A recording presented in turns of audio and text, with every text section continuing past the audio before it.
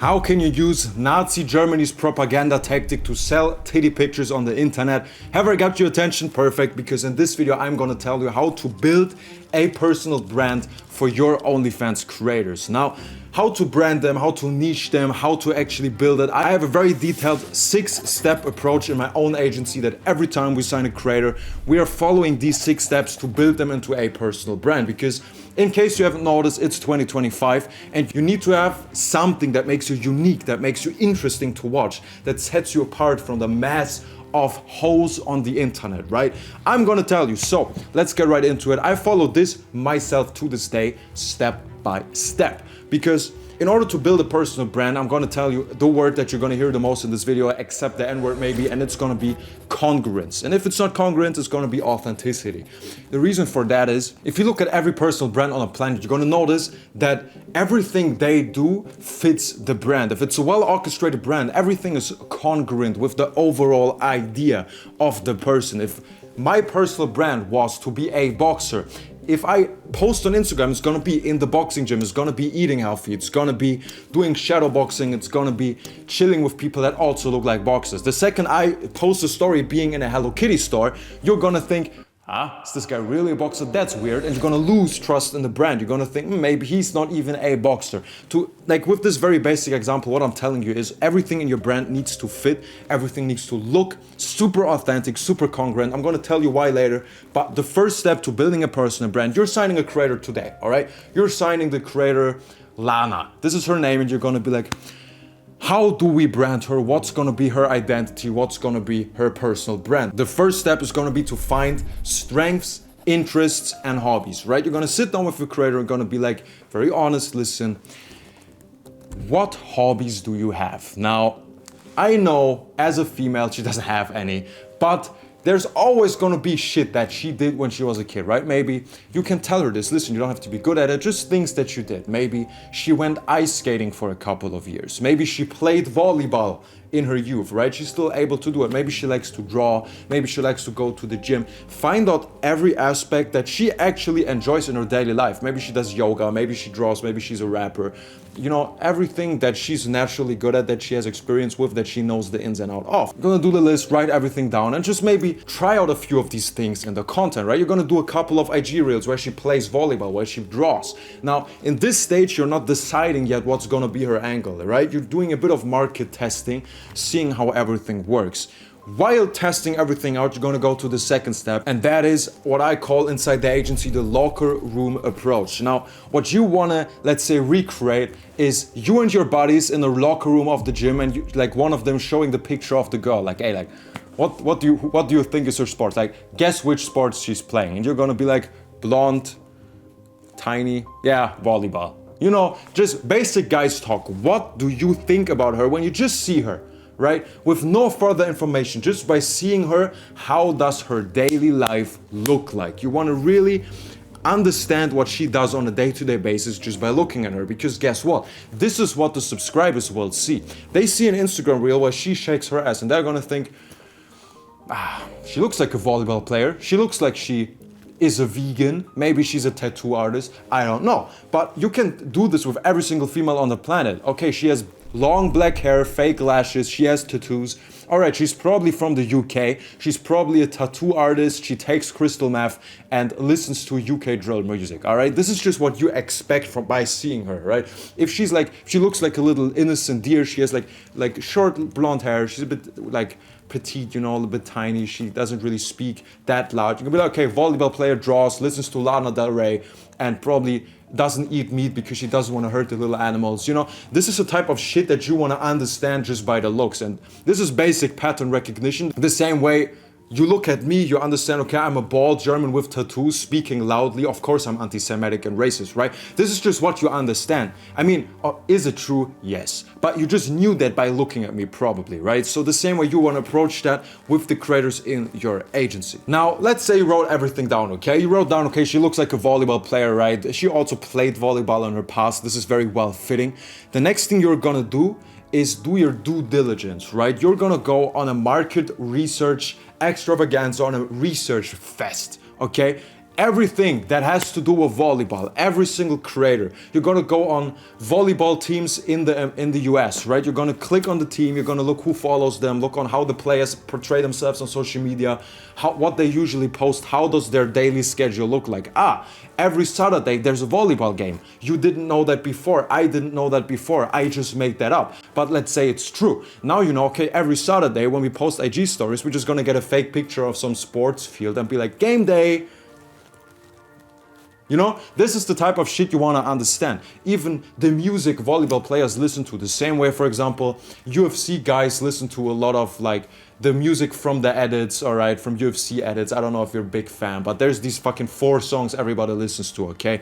The same way boxers maybe listen to a lot of drill music in the UK, whatever. You're gonna find out every single detail. The account setup, how volleyball players usually portray themselves on social media, the content, the humor they have, the jokes they do, the music they listen to, the outfits they wear, how they walk around on a daily basis, you know? For example, boxers, they always wear like Venom shit. Every second boxer I meet, they wear like a Venom tracksuit. Shoutouts to myself. They wear fucking the boxing shoes, okay? They wear like the Puffen Sport t-shirts in Germany. That's just how we identify them. They have a very specific haircut, very specific way of doing their makeup, if it's a female, of course.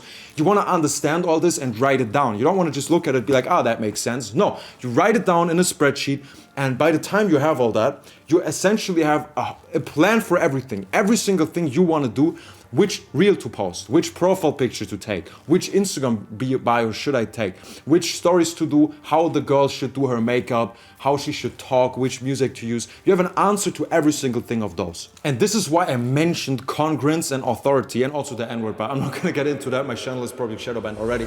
This is why I mentioned that stuff, because you're gonna sit here and as a reasonable adult listening to this, you will probably be like, I mean, does it really matter what type of music I use on the reels? Do people really give a fuck? And the answer is yes. Because with brandings as a whole, people need to believe 100% that she's a volleyball player. If you're just doing it like, okay, 80% probability, yeah, maybe she's a volleyball player, people are gonna feel tricked. They're gonna feel like you lied to them, you tricked them. This is what a lot of subscribers say in the chats, by the way. We did this mistake in the past. We are like kind of half-assing a branding. And the people were saying in the chats like, you know, like, I don't really think you're a volleyball player. You can just be honest to me. Like, I don't really like being tricked. You can just be honest. And this is what you don't wanna have, right? So all the little details add up. Right? All the little shit, like the outfit that actually looks like a volleyball player. The music that just feels like, this is probably what she listens to. The room that she records the videos in with the little volleyball jersey in the back, a volleyball under the bed, and maybe some poster of some female volleyball team. You know what I mean? All this shit adds up into people believing it or not. Because the end result has to be this, and you have to find a way to get there. So do your due diligence, do your research, find every single detail that you can and prepare. Because personal brands, 2 or 3 years ago, listen, I've been doing OnlyFans management for over 4 years. Okay, and back in the day, personal brands could be super easy. You just buy a fucking volleyball and a volleyball shirt in your living room, and now you're a volleyball player.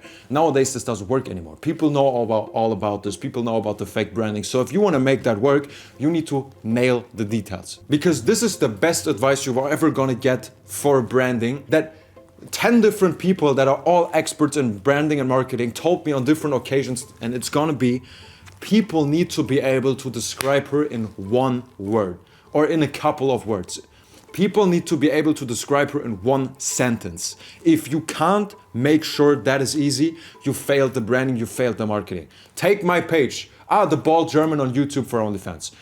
People know, if you're in the OnlyFans space, you know who they're talking about. If I talk about that gay Jewish dude, everyone knows I talk about Yalla Papi. And if I talk about, that volleyball player with the weird elevator video, right? You know, people are probably gonna be talking about your model. This is the case for the top 50 OnlyFans creators. Amuran, the ginger girl who got dropped, who's on Twitch. Everybody knows, okay? Jelly Bean Brains, Aya, the small chick with big tits who jumps on supercars. All right, Sophie Rain, the virgin who looks like she's 13 years old. This is the type of shit you want to have, that people can describe you. Maybe even the specific video you did. There's a bunch of chicks. If I tell, for the OnlyFans management veterans here, if I tell you, do you remember the chick with the elevator videos? I think the people who've been around long enough, you know what I mean. Why is that? That's perfect marketing, right? People need to be able to describe her. Just being the volleyball girl example isn't enough. The racist volleyball girl, the volleyball girl who fucking does this specific type of video every time, and people need to be able to understand it. And yeah, for word of mouth promo, that's maybe cool, but more importantly, people remember you. This is what I mean. It's not about people actually talking about you. I mean, your model is not that big. It's about people actually remembering you every second they see you, so they watch every single video on there for you with the model itself. And this is essentially how to build it. Now we're not finished yet, because now you did your due diligence, you wrote everything down, you built this brand, you made sure it's authentic, you made sure it's congruent. And of course this requires a lot of effort, right? You need to order shit on Amazon, you need to build the location, you need to find out, okay, where can you record videos, all of that stuff. I get it. But the sixth step is to avoid common mistakes. I'm not kidding you. This is the last step, and it's one of the most important ones. Because there's two main things that always fuck up every branding. A, like I said, people feel tricked, right? If people don't believe you, they're not only not gonna watch your content, they're gonna actively ignore you. Because if there's one thing OnlyFans subscribers don't like, it's getting scammed, tricked, lied to. Because that's what essentially every creator's been doing to them, right? If you look at a average OnlyFans subscriber, he's been ran through. It's the male equivalent of being a hoe, okay? He's been ran through. Like 20 other creators already told him, yeah, listen, it's actually me chatting. Yeah, I'm actually a student. No, I don't want to scam you. And all this shit. He's been scammed so countless times, he's ran through. So the second he sees the 21st girl on his For You page acting like she's a volleyball player, but she's never even played volleyball in her life, the second he gets doubts, he's off. And you're gonna lose a bunch of people that you don't even know about. So this is the first thing. And the second problem, you out of any reason you wanna make sure it doesn't happen, is that you don't understand the branding well enough. You wanna be the volleyball expert. And yes, it's annoying. Do any of us on this channel, let's be honest, gentlemen, do any of us give a single fuck about female volleyball? I mean, does anybody in the world give a fuck about female volleyball? Even female volleyball players themselves don't give a flying fuck. And still, you need to be able to understand the whole branding. When are volleyball games even? What are the rules? How do they spend their day? How often do they train? Because if you're at a point where you're kind of viral and you do one video where she's talking about, yeah, I got injured in volleyball, but I kept playing or whatever, and then people are commenting like, huh? If you get injured, you get sent off the field immediately, like the volleyball experts, oh no. But now you're fucked. And now it's gonna be like, the fake volleyball player. She's not even that. Trust me, it happens everywhere. Because brandings are very fragile. Brandings can switch in a second. Imagine, I mean, of course, I'm your favorite RFM YouTuber, right? Who am I kidding? Like, of course, we both know. Maybe if tomorrow comes out that I'm not even German, I'm not even racist, then what, you're gonna unsubscribe, you're gonna tell every one of your friends, listen, that guy I have the picture of next to my bedstand, that bald YouTuber, he's not even racist. I thought he's not. Then of course my brand is gonna go to shit. So this is why I'm making sure I'm racist enough in every video, right? So this is what I mean by brands being very, very fragile. So make sure that doesn't happen. If you have any more questions, write them in the comments. On one hand, I just want the free engagement to get the videos to pop off because I think I'm kind of shadow ban here. But on the other hand, I'm actually happy to help some of you guys out. Now, last but not least, I got a 11,000 member OnlyFans management community completely for free in the bio. You can just join via the first link and get help, advice, and insights from over 11,000 agency owners. That's kind of a football stadium full of people in the same business with the same problems, the same knowledge, the same revenue as you. So that if there's one place to be in this industry, it is that group. With that being said, I wish all of you a wonderful day. Talk to you soon. Bye.